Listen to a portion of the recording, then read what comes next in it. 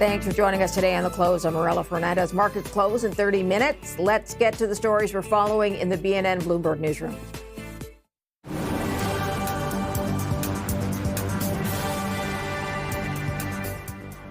A new report cites trade irritants identified by the U.S. That includes provincial rules around alcohol and Ottawa's Buy Canadian policy.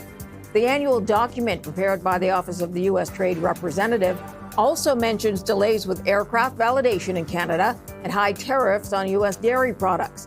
The U.S., Canada, and Mexico will choose whether to renew CUSMA or not in July. Shares of Go Easy taking a hit after logging a deeper than expected loss in the fourth quarter. The lender recently surpassed investors with a surge of bad debts in its vehicle financing business.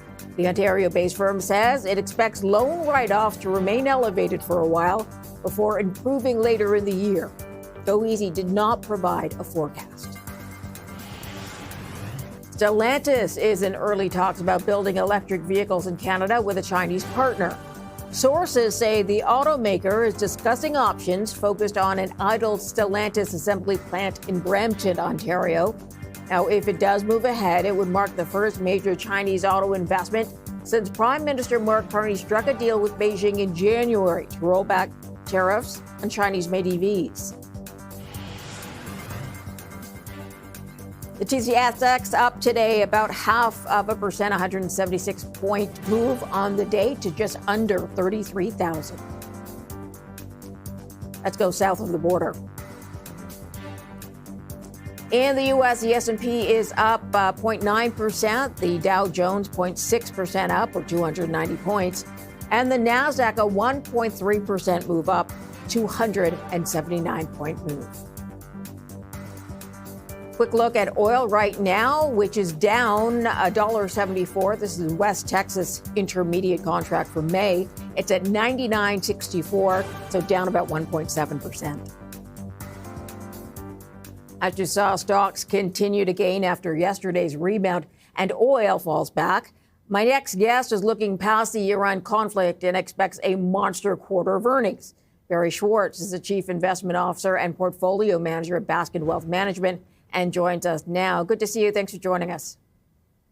Hey, Morella, thanks for having me, please. Are you being too optimistic in believing that the worst is over in Iran? Well, I have to take the stock market at its word, and the stock market has rushed higher. Obviously, we have President Trump speaking tonight at 9 o'clock.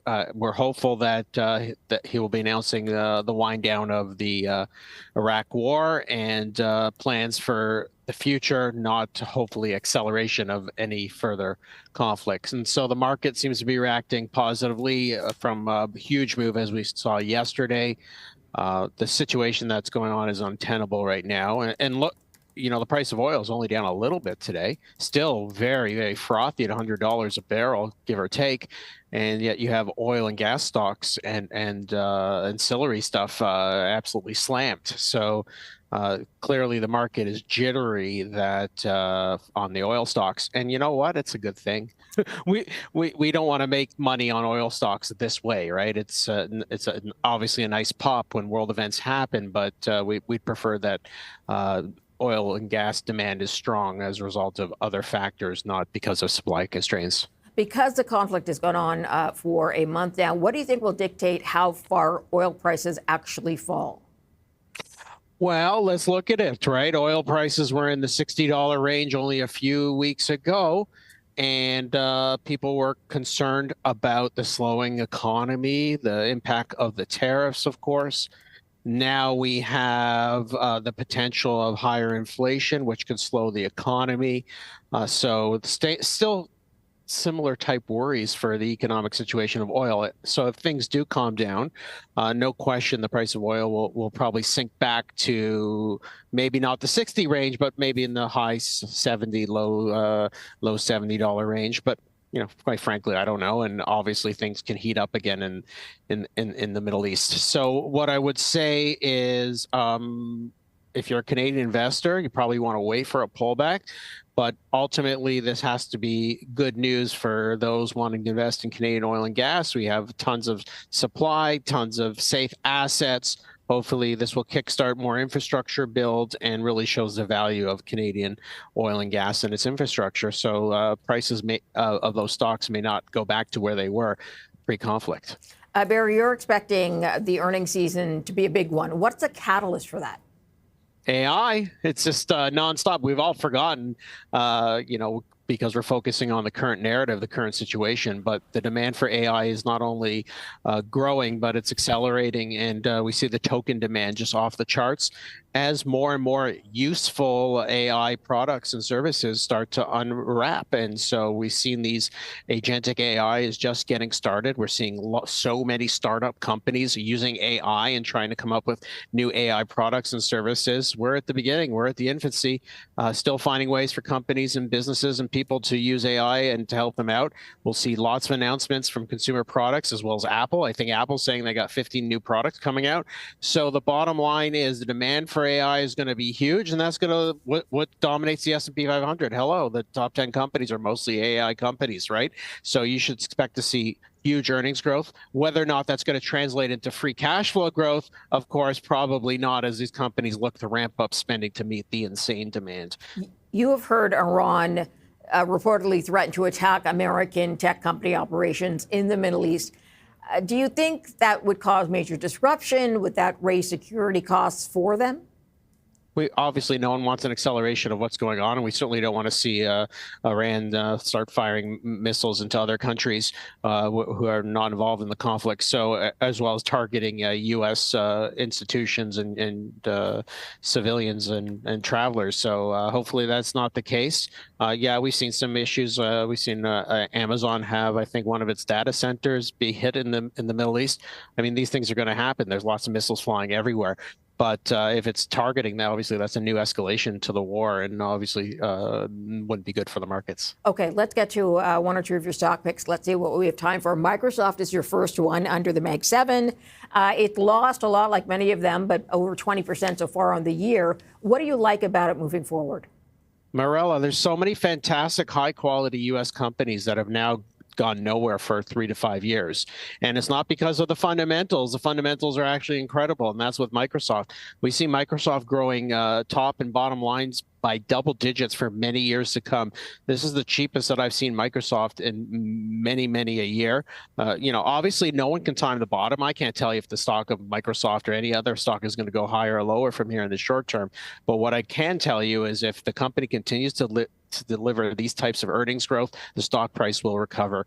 And optically speaking, at around 18 times 2027 earnings seems pretty attractive for Microsoft.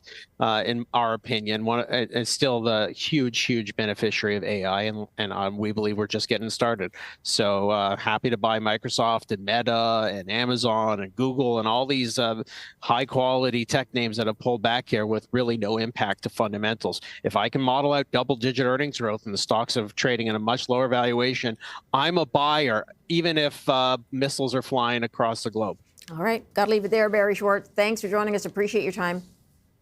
Happy Passover. Happy Easter to all. See you soon. Elon Musk's rocket company, SpaceX, has reportedly filed to go public. We'll have more of that in just a moment.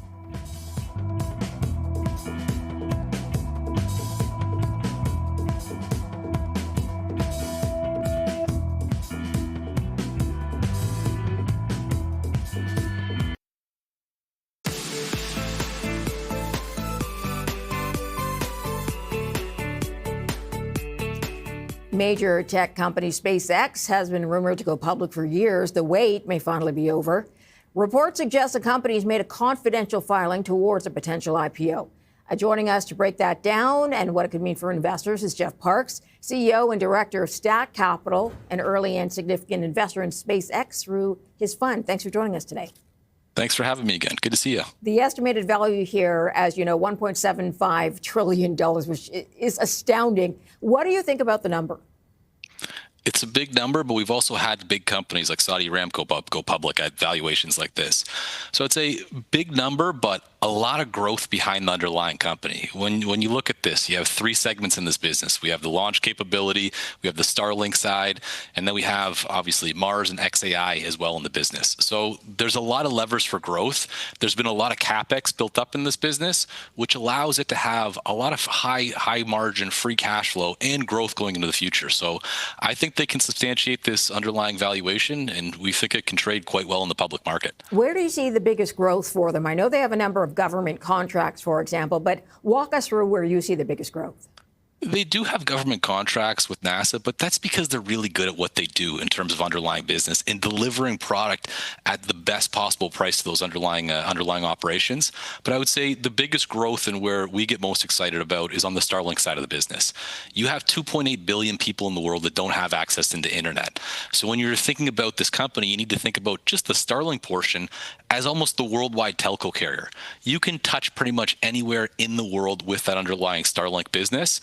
And you're just touching the tip of the iceberg. With 10 million subs right now, that 10 million subs is growing quite quickly. So we're extremely excited about the underlying growth of Starlink. Remind us why Musk is pursuing an IPO right now. How much of this is about data centers in space? A big proponent, like you can see a big proportion of it. You can see how much capital is going into the data center space on Earth right now. There's only so much energy that we have. When you go up into space, obviously abundant energy. You're sitting there with solar panels on these underlying data center factories within the sky. So a cheap cost of power. Additionally, on the cooling side, extremely cold up there, so we don't need to run liquid cooling technology down here on like we have to do on Earth. So I think there's a lot of capex that's going to be needed to be able to put those underlying data centers into space. Okay, we know there are new rules that cut down dramatically how long it takes to get listed on the NASDAQ. How long has it been cut down to? What was it before? Yeah, conventionally it used to be after 180 days, a stock would be picked up into the underlying index. Think of the S&P 500, think of the NASDAQ 100. If you can get your stock into those indexes, that can really propel the growth and the value of your underlying share price. So before that 180 days, that was the old world. Now, because SpaceX is so large and because these companies are staying private longer and longer and longer, they're allowing this change where after the first 15 days of trading, they will allow these companies into the index. So that's a big change in SpaceX getting that option. That's going to make the IPO, in my opinion, an extreme success because there's so little stock to be able to be traded. I know people are saying $75 billion that he raises. Well, you have to think about the amount of passive capital out there in the market that's going to be buying just that $75 billion that's going to be tradable. Okay, what prompted this move to cut down the time? Was that specifically catering to the SpaceX IPO? I think a lot of those indexes and exchanges want to win the business and want to have that company in the index. And you also have to think about, like, this is a $1.75 trillion potential IPO. That's a big business. And for passive individual investors not to be able to have access into it because they have to wait the 180 days before it gets picked up into the index, I think it's a great move. And I think it's a great move for companies that we invest in, where our whole thesis is companies are staying private longer and longer and longer. And because this is happening, when they go out there, they're going to need that demand coming from the indexes because they are such large businesses. Do you think then, based on what you're saying, it'll attract more IPOs? You mentioned a lot of private companies have been staying private longer. Do you think that'll change the dynamic? I think this is a really good dynamic for people to realize that, wow, we can get picked up with that much buying demand very quickly as opposed to waiting that 180 days. I think it'll attract some other big names from OpenAI to Anthropic to Stripe. Those companies are sitting there looking at this SpaceX IPO and being like, wow, that's a lot of buying demand that's going to come into the market for a large company. Jeff, I'm going to leave it there because I'm out of time. Really interesting to talk to you about this. I'm sure all eyes are going to be on this in the next little while. Jeff Park, CEO, Director of Stack Capital, joining us there. Straight ahead, Artemis 2, another mission blasting off. We spoke to Canadian Space Agency astronaut David Saint-Jacques about the impacts. More in a moment.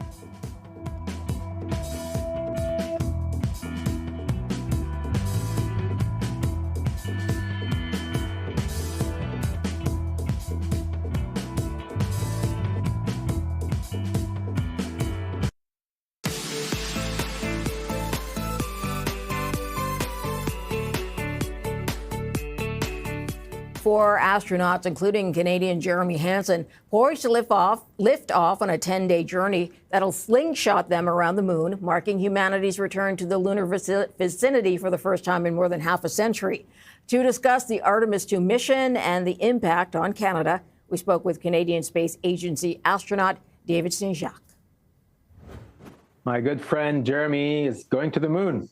Well, I mean, it's just, I say it and it sounds unbelievable, but this is happening today. We've been planning this mission for so long. Jeremy's been preparing for this mission. Jenny Gibbon, who's working backstage as his backup, has been working for so long. The whole agency has been behind, the whole nation has been behind this for so long. Can't believe it's game day. It's finally game day today. So right now, as we were talking, they're putting their spacesuit on, and soon, if these go, they're going to go to the rocket, be strapped in. So this could well happen today. What does it tell you about having a Canadian being on this trip, this journey, the first time around the moon in 50 years? You know, as a citizen, as a father, it makes me really proud. I am proud that this is the country that we have, a country that's part of this very, very short list of nations that are pushing the envelope in space exploration. Jeremy will be the first non-American to go to the moon. It says something. It's a testament to him, obviously, and his skills, but to our nation, to our space program, to everybody who's been working for decades, you know, making Canada the champion in space robotics, for example, with a series of Canadarm robots that we've put on orbit. So I think this is really a day of kind of recognition of everything we've done so far, and there's so much more we can do.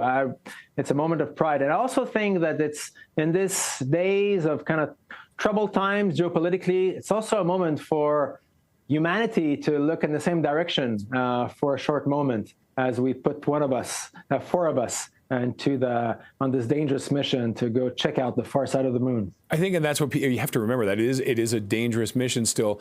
Canadian technology will be helping. What is Canada? Where are Canada's strengths? You mentioned the Canadarm number 3 they're working on right now. What are Canadian strengths when it comes to space?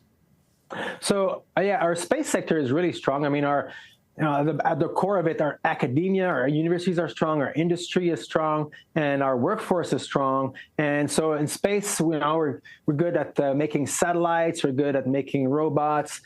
We have a great aviation industry. This is all kind of meshed in. Right now, we're putting together a program to provide rovers to the Artemis program. So we'll be involved in surface logistics, a bit like we've been doing logistics with Canadarms, really, if you want. It's like a ground version of Canadarm. So we are, we're just a respected member of the club. And I'll share something personal with you. When you become an astronaut and you join the astronaut office, it's very intimidating the first time you set foot at the Johnson Space Center. And it was so heartwarming to see that because of this flag I'm wearing, people trusted me. People thought, yeah, Canadian, that's fine.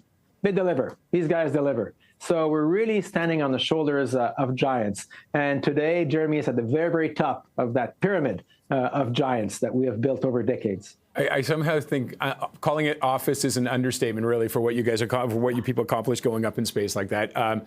So how will this benefit, do you think, the Canadian space industry? So this is a confirmation that we are at the table, with the people, the nations at the forefront of space exploration. The Artemis program, so this is Artemis II. It's called 2 because it's the number 2 in a long series of missions of increasing complexity that will lead to a permanent settlement on the moon. A bit like we've made a permanent settlement in orbit with the International Space Station. We're doing the same now on the moon with a view of one day venturing to Mars, but we're doing this in a step-by-step approach. Artemis II is a test flight. It's a test flight of this particular rocket. This is a new rocket system, an entire new capsule. There's not often that we test new spacecraft. This is the first time we send this particular spacecraft with people inside. You might remember 3 years ago, we had Artemis I, which was uncrewed with just mannequins inside and sensors. Now we're sending people. They're going to test all the life support systems, the emergency procedures, manual flying. We're going to test these orbital mechanics, make sure we understand better the environment around the moon, radiation for humans, the psychological effects.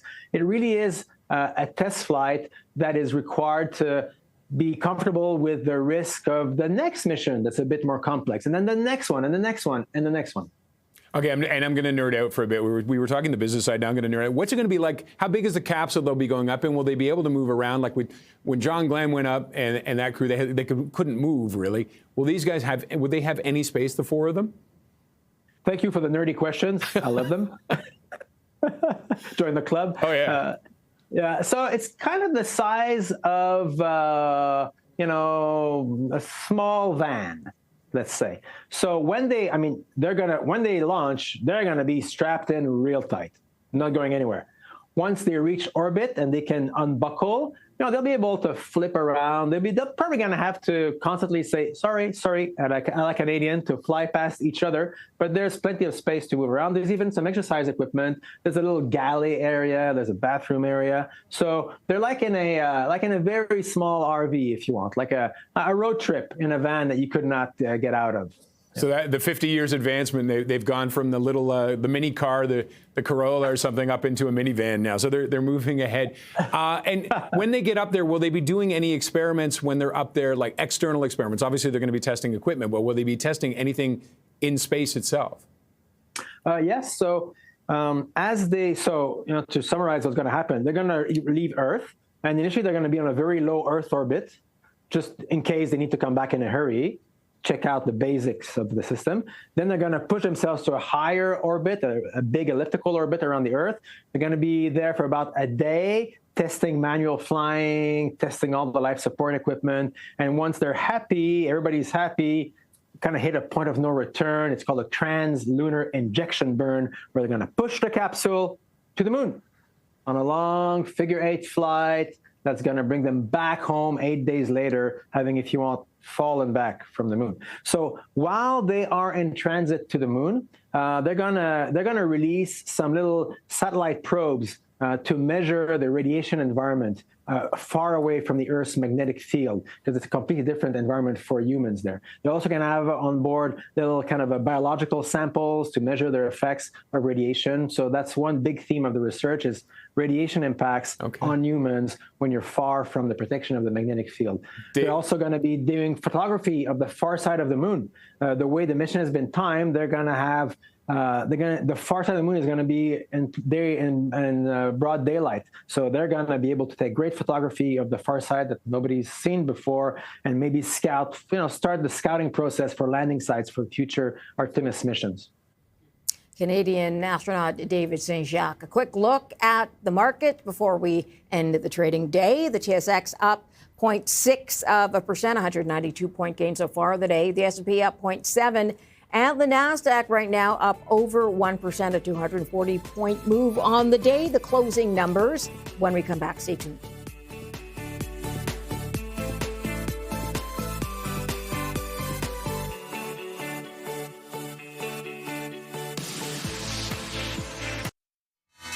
Here are the closing bells for the end of the trading day. At the NASDAQ, Gig Capital 8 and Gig Capital 9 ringing the closing bell. In New York, it's Blue Water Acquisition, and at the TSX, Canadian Cancer Society closing the day. You're watching The Close on BNN Bloomberg. I'm Morella Fernandez. Here's how we ended the day on Bay Street and Wall Street.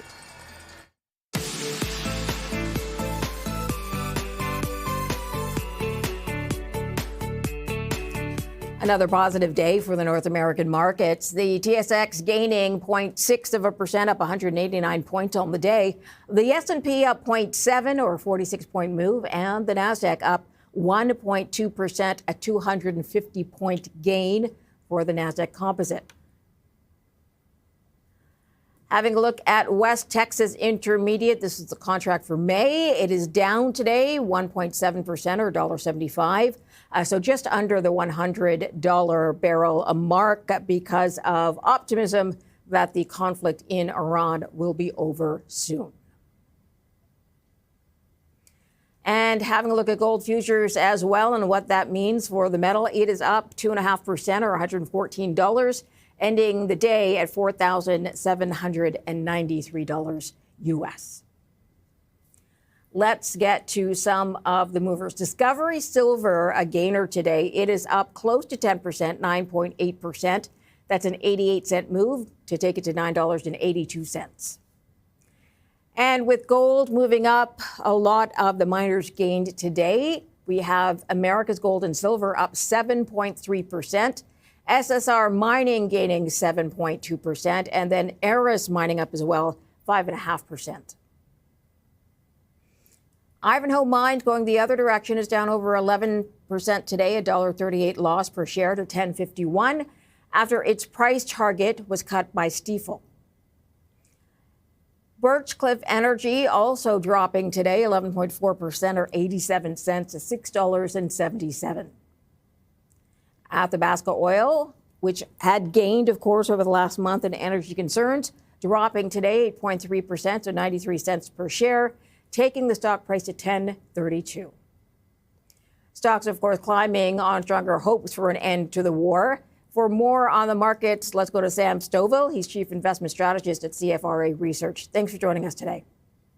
Good to talk to you, Morello. What will investors be listening for when Donald Trump speaks tonight? Well, I think investors are going to be listening for some facts rather than simple posts on True Social. They really want to find out whether the president will be able to show them that there are negotiations taking place and that the Straits of Hormuz will soon be open. Just leaving it into the hands of countries in Europe to be able to handle that is certainly not enough because it is a global situation with 20% of the world's oil going through those straits. So we need to hear more concrete evidence that we are getting close to the end. Okay. Do you think there will be a new normal for oil prices after the conflict, or could they go back to what they were before? Well, we don't think that they're going to go back to what they were before, like in the upper 50s and mid 60s. Our belief is that they could remain closer to the $80 per barrel area for quite some time. Our belief is that it's going to take a long time to recover from this shutdown, from the damage made to many oil facilities, but certainly to natural gas as well. So our belief is that we're going to just have to be able to live with these higher oil prices because they don't represent as much of an impact, at least to North American industries, as they did 20, 30 years ago. All right. Going by historical patterns, what is your forecast for the S&P 500 once this conflict with Iran subsides? Well, I think we're still going to have an awful lot of volatility because we are in a midterm election year. It is a wave setup right now, meaning that the president and both houses of Congress are from the same party. And historically, what we find is that the Senate loses four seats on average. The House of Representatives switches 33 seats to the other party. So one or both houses could go to the Democrats, and that uncertainty is something that investors don't tend to like. Also, we had the first quarter low undercut the prior December low with the S&P 500. That has happened 3/4 of the time since World War II in midterm election years and has delivered a negative return for the full year. So it is a bit of a challenge that investors will have to overcome. How much of an impact do you think the conflict will have on earnings? And are you seeing or believing certain sectors will be affected more than others? Well, interesting you asked that question because earnings have been continuing to rise in this first quarter as well as for all of 26 and 27, according to S&P Capital IQ consensus estimates. Right now, the S&P is expected to post a 12.3% year-on-year increase in the first quarter of 26 when earnings start to be reported unofficially on April 14th. What we're finding so far is that double-digit gains expected for financials, for real estate, for technology.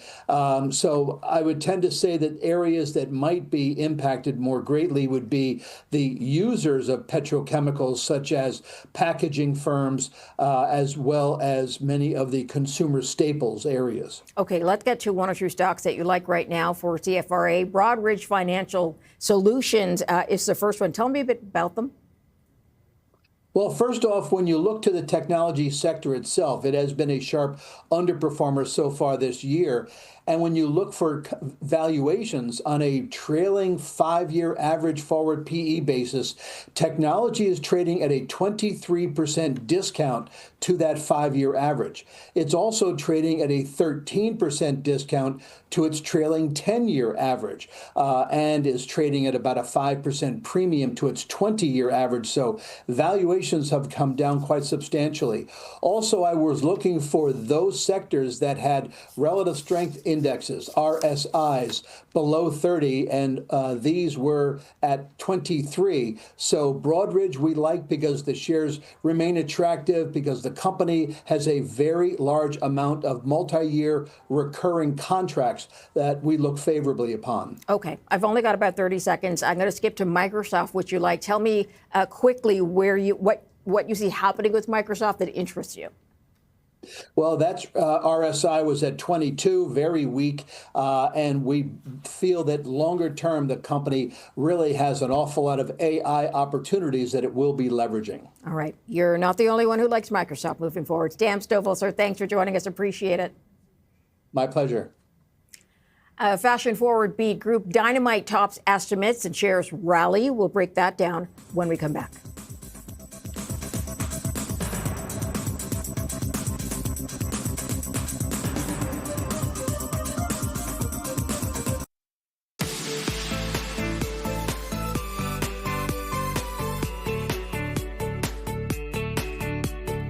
Group Dynamite tracked a higher profit in its fourth quarter. For more on results and what they signal for the year ahead, we spoke to Martin Landry, Managing Director in Consumer Products and Merchandising at Stifel. The results were stellar, no doubt about it. You look at same-store sales growth of 30.4%. This is basically unheard of, right, in the apparel sector. EPS growth of 115% due to margin expansion. So when you have strong same-store sales growth combined with gross margin expansion, it's really healthy. Great to see. Means they didn't go and buy volume. It was lucrative sales. So really impressive results, no doubt about it. What are they doing right? Well, the brand is really hot. Actually, Group Dynamite has got two brands, Garage, which caters to a younger demographic, and Dynamite, which is an older demographic. Dynamite is Canadian mostly.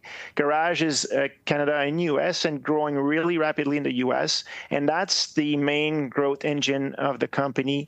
And they're gaining a lot of share. They're in that athleisure sweat fleece product that is really appealing, a little bit edgy and a little bit sexy. And it's getting a lot of traction. And I saw this quote from Andrew Lutfi, the CEO. He said, as long as interest rates are slightly higher where they are today and inflation seems to be reasonably real and there's angst in this world, we actually do better. That's actually a good tailwind for us. I don't know if I've heard someone talk about negatives as positives. Well, I mean, there's a couple of things here to unpack. Group Dynamite is relocating its stores in higher-end malls and affluent malls, and sometimes they are a lower price point than some of their neighbors within the mall. So they benefit from trade down. I think Andrew was also talking about the fact that it's a non-expensive indulging proposition, right, to buy a top at $30 or $40 for a young woman. So what he was saying is that as long as interest rates are high, the big ticket items may be slowing down, and people will indulge and splurge into instant gratification and lower price point items. You're staying with Lutfi for a second. He has 10 to 1 voting right shares. How much of a factor is that when you're pricing everything in with it? Well, there's a lot of companies on the Toronto Stock Exchange that have multiple voting shares. I mean, for us, Andrew is a very successful entrepreneur. He's has multiple companies that have done extremely well. So right now, it's kind of irrelevant. I think there's a scarcity of growth names in the consumer space in Canada. You've got one that's having a ton of success in the U.S. and internationally as well. As you may heard, they're expanding in the UK. So the multiple voting share for now are not an impact on valuation. And let's talk about that expansion and maybe other potential headwinds / tailwinds, depending on how things go. But first, the expansion into the UK, how is that looking? How's that shaping up? Yeah, I mean, it looks like it was a huge success. They've opened up 2 new stores in the UK, their first entry in that country. They opened the stores a couple of weeks ago, and lineups at night before the store openings in the morning. The company said that those 2 stores were the best openings in the company's history. So the brand has crossed the ocean. They did a really good job to promote and amp up the opening, and it was a hell of a success. All right. And then when it comes to the other side, buying things that they need, tariffs, what kind of a factor could that possibly be now? Well, tariffs are going to be a tailwind for the company in H1. This is part of the gross margin expansion of 200 basis points that the company is guiding. Remember, last year tariffs were elevated on Liberation Day, so the company is comping lower tariffs right now, and also because they turned their inventory really rapidly, they're able to price according to the costs that they're dealing with at the moment. So probably have a better pricing adjustment than some, and less of a lag between price increase and cost increases. I wanted to ask you about that turnover metric. It's 9.85, up from 8.54. How good is that? How does that compare to other companies? It's extremely impressive. It's best in class. It's the secret sauce of Groupe Dynamite. It's their inventory turnover. And why is that a secret sauce? Because the faster you turn your inventory, the less clearance and the less stale inventory you have. So it fuels into their strong gross margin. If you look at their gross margin and EBITDA margin, they're best in class. So by turning their inventory, we're talking about like 37 days. Every 37 days, they're turning their inventory. They have very, very limited discounts and strong gross profits. It sounds like they're almost running like a just-in-time, like a factory somewhere. Now, any potential headwinds, competition? Fashion is fashion; it can be fickle.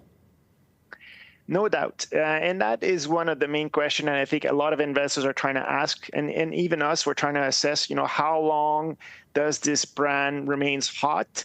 Very, very difficult to say. But right now, they have a long growth runway. We think they're targeting 350 stores. That's an increase of 15% versus where they are right now. They've just started their international expansion. The company alluded to potentially expanding into other markets at some point, right? There's not only the UK, but other markets in Europe. So it feels right now that there's a long growth runway for Groupe Dynamite. But you're right, fashion comes and goes. It's very cyclical and difficult to handicap. Martin Landry is the Managing Director in Consumer Products and Merchandising at Stifel. Coming up next, will the Iran conflict force the central bank to change the lending rate? More in a moment.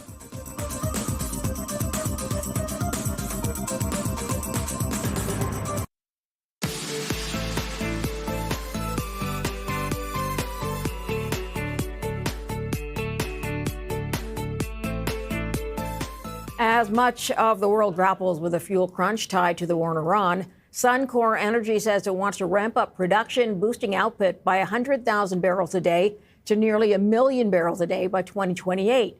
Now, the target's part of a series of ambitious goals laid out at the company's Investor Day. Our Andrew Bell spoke with the company's CEO at the TSX. We're talking to Rich Kruger, CEO of Suncor, one of the biggest players in the Canadian energy industry.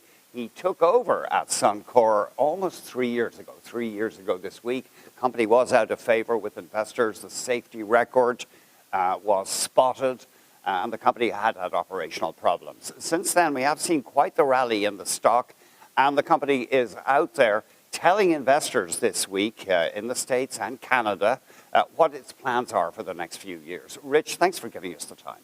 My pleasure. One number I think that jumped out for people yesterday in your presentation. So you're saying that your break even for WTI, and it's a complex calculation, is about $43 US. And that includes the base dividend. That's right. That includes our sustaining capital and our base dividend. 2 short years ago, that was more like $53 a barrel. So we've lowered it by $10 a barrel over the last 2 years. And does that break even in profit or cash flow?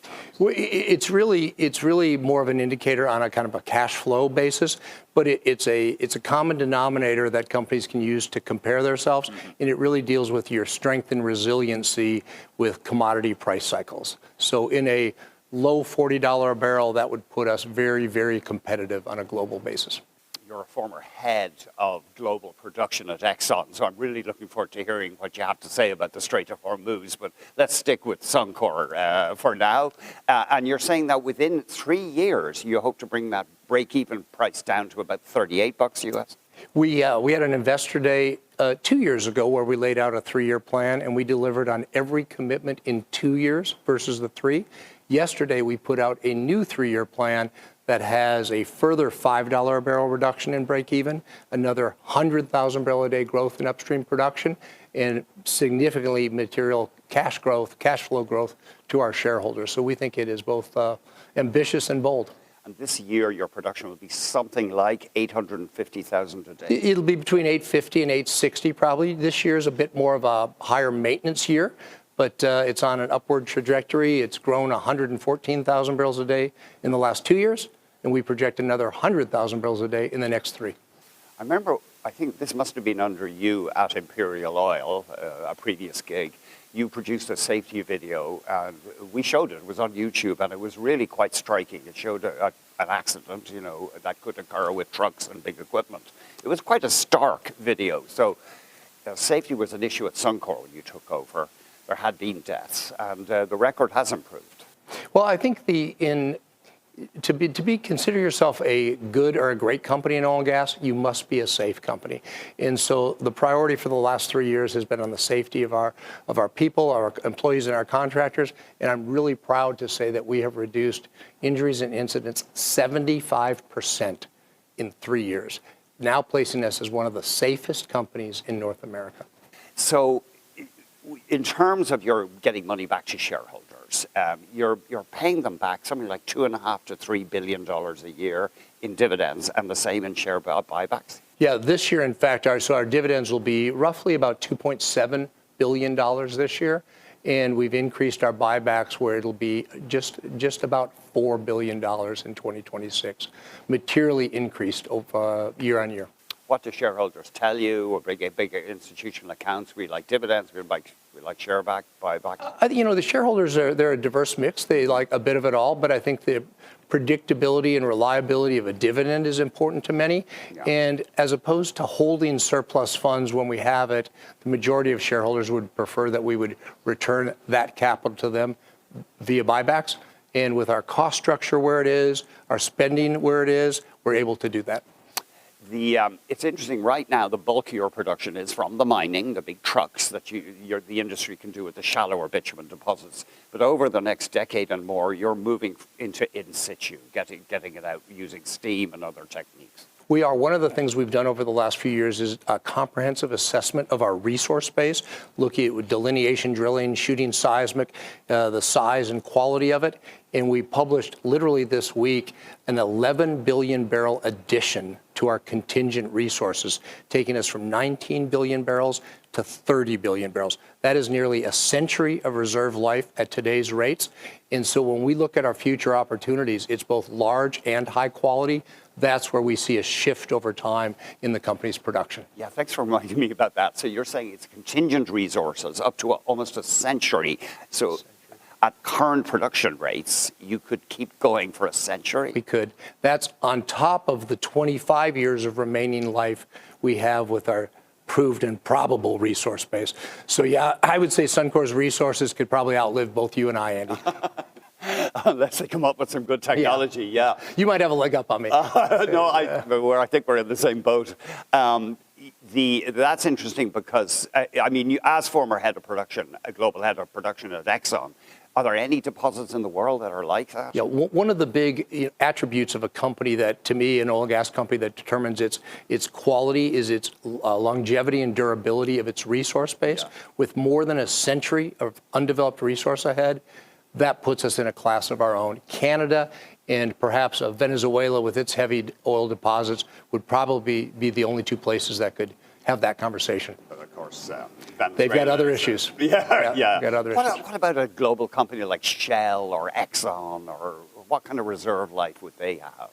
Typically, the public companies report their proved reserve life, depending on what they report on, but it could vary between plus or minus 10 years or so. That's not specific to any one company. Yeah. Some are less than 10, some are slightly more than 10. Yeah. But the Canadian oil sector, and Suncor in particular, with a 25-year reserve life, that is uniquely long. So just remind us, what percentage of your production is mining and how much is in situ right now? Today of our bitumen production, about 70% is mining, 30% is in situ. And as time goes on, we see that mix shifting, whereas if we project about 15 years from now, we would be perhaps 60% in situ, 40% mining. It's still large in both, but the opportunity set ahead of us is more in situ oriented or thermal. And you say that you get twice the cash flow per in situ barrel? One of the things that we're uniquely advantaged of is because of the concentration of our resource base, we can utilize existing facilities to help our subsequent developments. So they're more brownfield in nature versus grassroots or greenfield. And so when we do that with in situ having a lower operating cost per barrel, you generate more cash flow per barrel as you develop incremental in situ barrels. Now you're trying to cut back natural gas use, of course, but it's still, you use a lot of natural gas, the industry, in situ. But I was surprised, you're telling me that the cost of an in situ barrel, only about up to 15% of that is the actual natural gas. Yeah, natural gas is used as a fuel for our steam generators and with the steam used in the in situ operations. And that is it's material. It's like all costs. We look to control it, but it's relatively minor in the grand scheme of our total cost structure. Right. I'm always curious. Natural gas prices have been low for quite a few years. So if there was a rapid run up because of LNG or whatever, it's not a deal breaker for you then. No, it's not. Yeah. But some of the things we're doing to build in further safeguards, we're using increased solvent in lieu of steam. We're using non-condensable natural gas. What is that? I'm sorry. It's when you have a reservoir heated. Think of it as your oven. When your oven's, you crank it up, you're going to cook your turkey at 375. Yeah. You don't need to continue to put more and more heat into it. So what we do when our thermal chambers have been heated, we pull back on steam injection and we substitute non-condensable natural gas, so you still retain the heat and maintain the pressure. So you can redeploy that steam in other uses. So it's a big step in efficiency. It lowers costs and it lowers emissions, emission intensity per barrel. There's a series of benefits with both solvents and non-condensable natural gas. Sorry, what is that term, non-condensable? It just means it doesn't compress as you inject it in. It retains the volume in the reservoir. It doesn't collapse. We better get to the Strait of Hormuz. You've been around for a while in the industry. Have you seen anything like this in your career? I would say it's quite unique. I've been in this industry 42 years, and you see the inevitable ups and downs with commodity economic cycles, geopolitics, but the straits in particular, with the concentration, how much oil and LNG go through that, we're in very unique times. I know you're not a military guy, but can Iran keep disrupting traffic there if they want to? Again, it's that one's above my pay grade. I have a hard enough time running an oil company. I'd hate to speculate on geopolitics in the Middle East. And just 10 years from now, where will most of the world's oil be coming from? Well, this is a fascinating thing because there are roughly 10 countries on this planet hold nearly 90% of the world's remaining oil resources. 10 countries. Canada happens to be very high on that list at number 4, and that's why the potential for our country is just tremendous, not only now, but for decades and decades to come. Who's bigger, Saudi? Saudi, you'd probably say Saudi, Venezuela, and Iran are right up there in the top 3. So if you go through that list of the top 10 and you look at, where do shareholders want to invest their money, and from a safety and confidence and comfort standpoint, I would say Canada needs to be near the top of that list. Coming up next, will the conflict in Iran force the central bank to change the lending rate? More in a moment.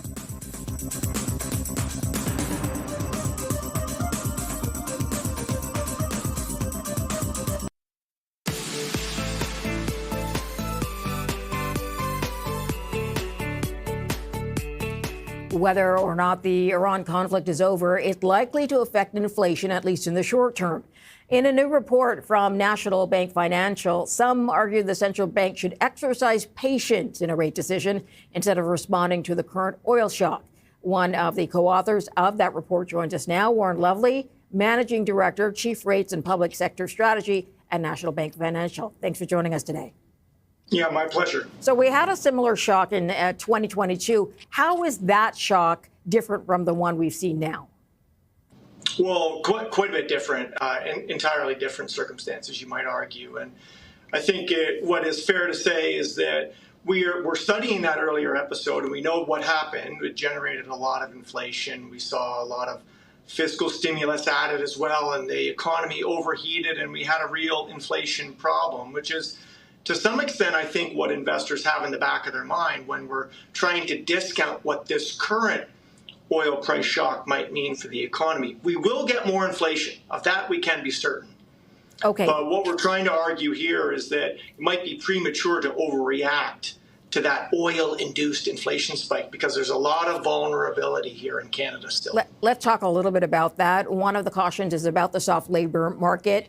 Do you expect the labor market to continue or carry on to be weak? I do. Yeah, I mean, one of the fundamental differences here between, now here in 2026 and 2022. In 2022, the global economy, the Canadian economy was really powering back up. Here we have just an underlying economy that looks quite fragile, weak in the labor market, in the housing market. But specifically to your question on hiring, we've had some mixed signals in terms of labor market fundamentals, but Canadian firms don't seem to be hiring in significant numbers, and if anything, they may be cutting their headcounts. There doesn't appear to be significant hiring intentions. There aren't a lot of job vacancies out there. So I think what Canadians need to be prepared for is that the labor market is going to remain fragile. The unemployment rate's probably going to continue to trend higher here. And that's a real concern for the consumer sector. And we're already seeing some signs of stress in terms of Canadians being able to service their mortgages, which is another underlying vulnerability we have to contend with here. Okay, we'll talk about the delinquencies in a moment, but you know what the housing market has been like for the past while. It has been down, it has been dragging, and a rate cut, of course, could boost investment in the housing market. Well, and the flip side, I think, also holds rate hikes, which is what market participants have been quite willing to aggressively price in, could seriously erode prospects in the housing sector. So look, let's be blunt. Canada has an interest rate sensitive economy. We have a housing centric economic model in this country. We lean on housing to generate a lot of economic activity. We normally expect when interest rates go down that housing shows some signs of life, but we've been really missing a heartbeat in key housing markets, including in the really critical Toronto real estate market. We'll get fresh data on Toronto real estate activity for March tomorrow, but I can tell you that there hasn't been a whole lot of activity in Ontario nationally in the housing market. And one fear we have is that reacting to a short-term oil-induced inflation spike by raising interest rates could further complicate and challenge a housing market that is already struggling. You mentioned delinquencies for mortgages. Can you sort of share what you've noticed? Yeah, well, let's be honest and objective here. We don't have a delinquency crisis in the housing market. Canadians generally service their mortgages. This is one of the features of the financial stability that we have in this country. But if you look at leading indicators and at the margin, what we've learned, delinquencies are moving up from a very low level, and they're not at alarming rates as yet. But it signifies, again, vulnerabilities, fragilities in the Canadian household sector.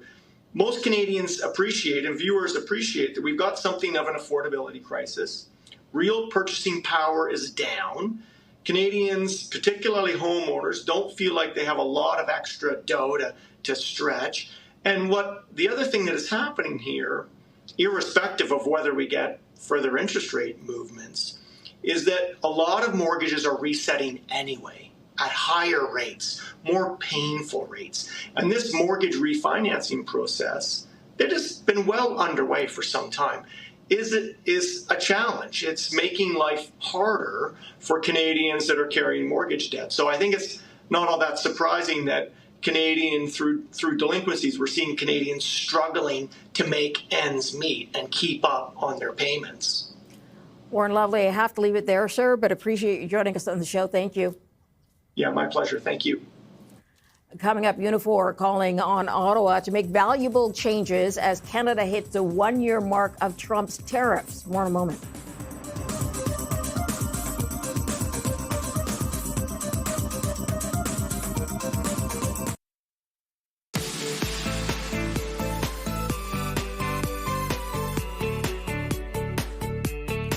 It's been a year since the American president triggered tariffs on Canadian products. Unifor now urging Ottawa to adopt a sell here, build here strategy.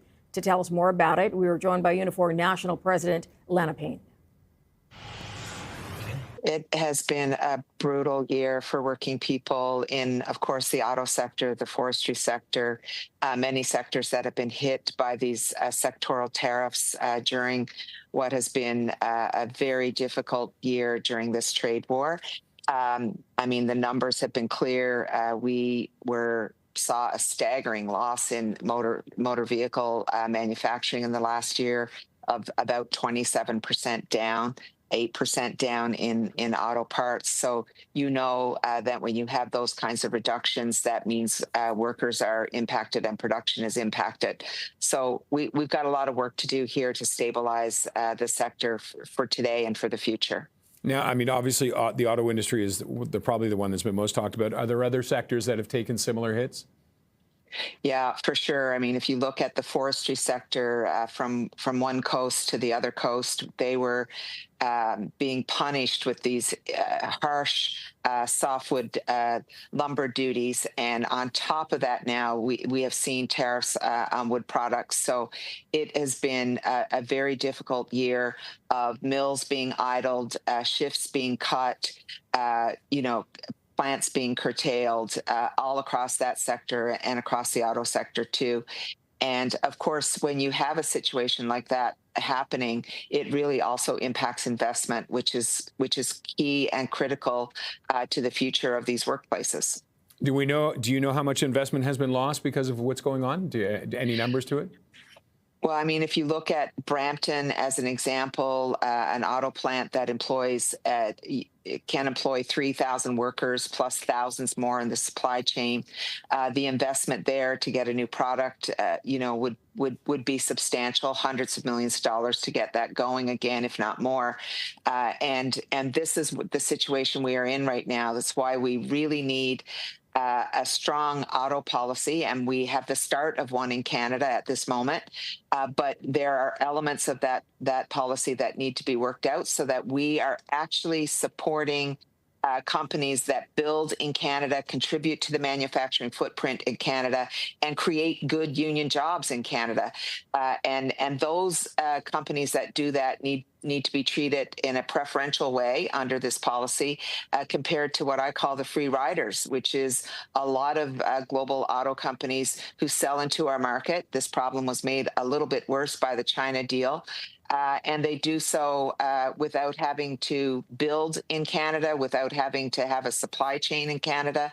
the world has changed. We can no longer operate like that. We've got to do everything in our power to protect the jobs that we have here in this country. And that means looking at policies such as if you're going to sell in our market, you have to build in our market. How realistic is that, especially for the auto industry? I mean, from the Americans, I were so intertwined with them, and from other countries, how realistic is it that we could bring them to convince them to come build here?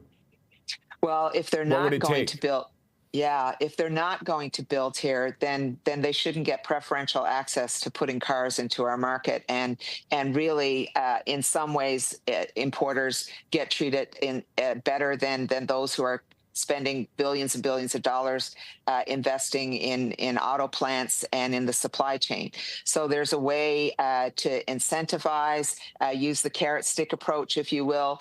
If you're going to build here, we're going to treat you in one way. If you're not, then there are penalties attached to that. And as I say, no more free rides. We really have to look at how we have domestic policy and strong Canadian policy to support Canadian jobs. What would be a carrot and a stick to you, say, in the auto industry with the Chinese car companies that are coming in? I mean, obviously, you can look at a situation where they have to pay much higher tariffs in order to have access to the market. That needs to be that needs to be considered. We have companies and countries who import into Canada. They have and do not contribute 1 cent to a manufacturing footprint here. Those days need to be over. If we're going to keep an advanced manufacturing sector in Canada, the world is changing. We have to change with it. And that means doing everything that we can to protect those jobs and the industrial economy of Canada in this moment. Is this the time to be bringing something like this out? I mean, we're on the 1-year anniversary of the tariffs. We just saw that report from the Office of the United States Trade Representative saying the Shop Canadian or Buy Canadian is an irritant to the trade negotiations, and we have the negotiations coming up. Could this not be detrimental to the CUSMA talks? I would suggest that what we did with opening the market to China is more of an irritant than Buy Canadian, and the Americans are fine ones to talk. They have a Buy American policy. It's very very ingrained in their culture. The reality is that there's a deal here to be had. We build cars together. We can continue to build vehicles together. The U.S. needs many of the things that we have in Canada, and we've got to keep pushing forward in that regard. And the economic conditions are such right now where if you look at what's happening in the U.S., they are losing manufacturing jobs hand over fist as a result of these tariffs. The very opposite of what Donald Trump said would happen with the tariffs, it is occurring. And I would say to you, Roger, the only thing being liberated right now are working people from good jobs. That is what is happening as a result of these tariffs on both sides of the border. 25% of the job losses in manufacturing in the United States have been in the auto sector. We in Canada have lost a significant part of the manufacturing sector too. And so we have to make sure we're doing everything possible, either through trade, but also through policy in Canada to be protecting our industrial economy right now in the moment when it needs it the most. Lana Payne is Unifor National President. Coming up next, Donald Trump will address the nation tonight regarding the effort in Iran. Many hope he will provide some insight on de-escalation. We'll talk about it in a moment.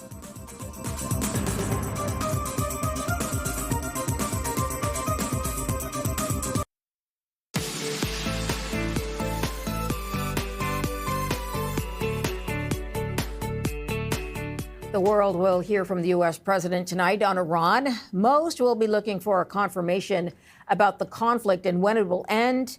Let's welcome Aaron David Miller, senior fellow at the Carnegie Endowment for International Peace, on this. Aaron, thanks for joining us.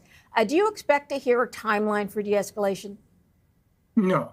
Every timeline they've produced so far has been, frankly, a sort of fantasy.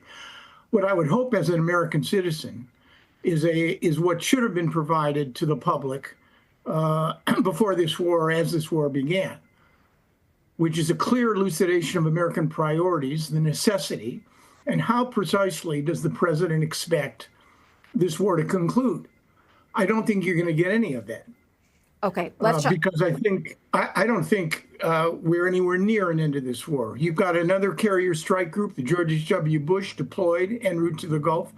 You've got, what, 6,000 to 8,000 paratroopers, Marines, and sailors who were deployed. You've got Iranian demands for compensation. Who knows what the price they're going to demand for reopening the straits? And then you have Trump's own image and his own explanation to himself how he actually winds this down. So no, I don't think you're going to hear a clear elucidation of where we're going. Do you think it's going to get to boots on the ground? I mean, I think why would you deploy, unless you're bluffing and I don't know, sending 10,000 guys out there, and men and women, putting them in harm's way? It's presumably not a bluff. They're there to be deployed or used. And there are any number of ground ops that the administration is considering. None of them, it seems to me, will be determinative or will answer the mail of how, in effect, you reopen the Straits of Hormuz and keep it open. I don't think the administration has a plan for that. How is this all playing out in the U.S.? Is there still a degree of support for the conflict? Well, among the president's base, yes. Among most Republicans, who I think are either terrified of the president, worried about the base, or need something from the president, he'll continue to have support. 5 weeks in, the political constraints on this president seem to be considerable, but I'm not sure that they are impacting him. You might expect that they would, and you might see tonight a clear sort of timeline. I just don't, that's not in the nature of this administration or this president. What I really would like to hear is an elucidation of what American goals are and how, in effect, the president prepares or is prepared to advance and achieve those goals. What's your take on the status of negotiations that we hear about, which are sort of on and off, and both sides at some point saying they're happening, but maybe not yielding much? What is your take on what is happening and if they've yielded anything? Look, I've been around negotiations in the Middle East a long time. I mean, indirect negotiations, sometimes they work. Phone calls. If you want to have a real negotiation, you're going to have to you're going to need three things, and I don't think you have them. You're going to need two parties who are willing or serious, and I'm not sure the Iranians are at this point. Number two, you need a shared sense of urgency. Both sides need to be willing to actually sit at the table and reach some conclusion, because it's in their interest to do so. I don't think you have that shared sense of urgency. And finally, you need some deal that both sides can walk away from the table claiming that they've won. My prediction here is that there will be negotiations, but you're not going to get a 10, 15, 20-page document. What you're going to get in order to get out of this probably is a unilateral cessation of military activity by either side. How the Iranians, what they're going to demand for opening up the straits is unclear to me. It'll take more than simply a guarantee on the part of the Israelis or the Americans that they're not going to strike Iran again. I don't think anybody's going to give them that guarantee. So I suspect we're in this for weeks more of maneuvering somewhere between diplomacy and an ongoing conflict. I've got about a minute left with you. Aaron, I do want to get you on remarks about NATO and whether you see the U.S. pulling out of the organization. He's threatened to do it a number of times.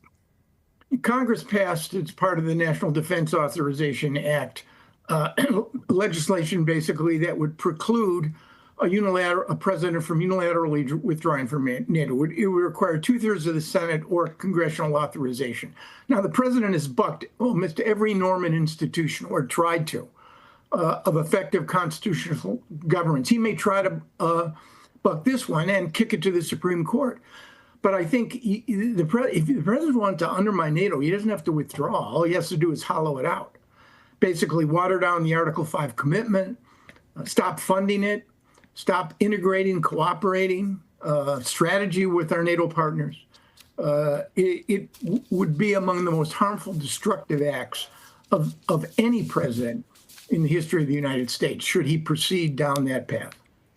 Aaron David Miller, good of you to join us, sir. Thanks very much for sharing your time. Great, thanks. Thanks so much. Appreciate it. All right, a quick look at how we ended the day for the North American markets, which were in the green. TSX moving up 0.6%, the S&P up 0.7%, and the Nasdaq had a good day. It was up 1.2%. Thanks for joining us today on The Close. We'll see you back here again tomorrow.